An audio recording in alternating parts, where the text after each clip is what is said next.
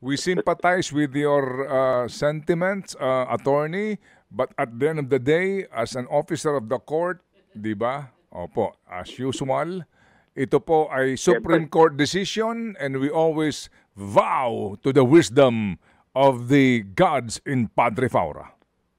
Yes, yun nga. Sabi nga nila, kahit ano yan, it forms part of the law of the land. No? Pero, siyempre, pinapag-aaralan din natin mabuti ito kasi hindi lang ako involved dito, Ted. Millions of voters. Correct. Ikaw, si Chacha, ano, kayo mag-involved dito. Karapatan natin ito. Of course, ang dami na nanakaw sa ating taong bayan. Pati ba naman karapatan natin bumoto, nanakawin pa rin. Tama. Wow. Oo. Yun ang Diba, ito na lamang halos ang ating hinahawakang karapatan. Pati ba naman ito tatanggalin pa sa atin ang karapatan natin ito na maliwanag na nasa sa atin ito. Ayun pa ba naman tatanggalin sa atin?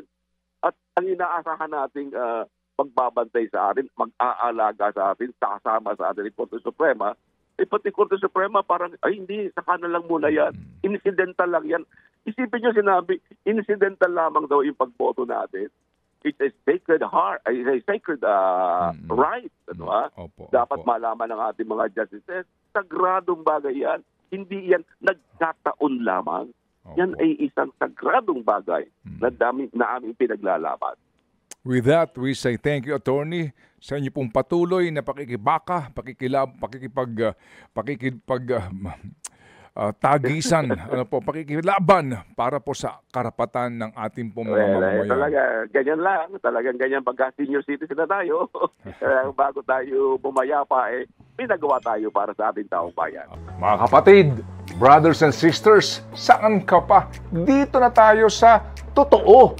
Dito na tayo sa True FM. Mga kapatid, mag-subscribe and follow po kayo sa social media accounts ng True Network PH. Yan po kami. Hanapin nyo lang True Network PH, Facebook, Instagram, YouTube, TikTok, and podcast.